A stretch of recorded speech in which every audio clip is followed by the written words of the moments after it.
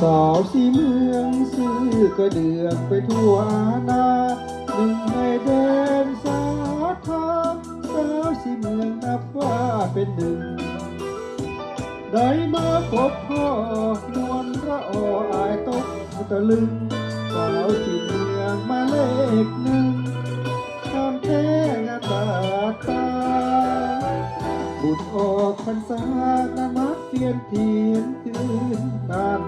ต้องหาเคยคู่กันเอายังบอกใครนะเบิ่งกันทราแล้วน้องก็บอกว่าหักอายเท่าที่ว่าอายก็บอกน้องว่าเอาหักอายเท่าแผ่นดิน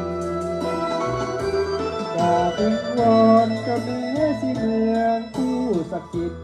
จงช่วยเนรมิตให้ฮักทานีสมหักสมหวังให้ความฮักข้าให้ยายืนจนที่รังสิ่งที่ข้าวาดหวังขอให้ได้เป็นเคยสีเมืองสาวสีเมืองเอ๋ยจำได้อยู่บ่ลาเพื่อนที่เฮาสัญญาก็ออกพรรษาจะมาหมายมัน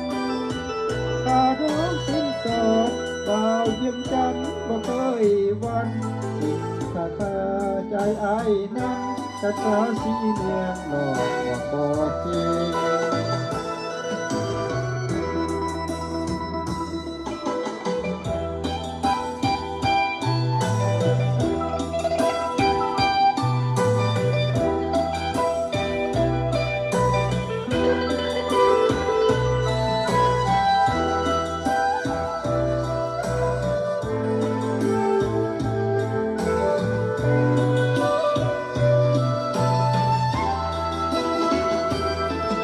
จึงบอนก็แม้สีเมืองผู้ศักดิ์สิทธิ์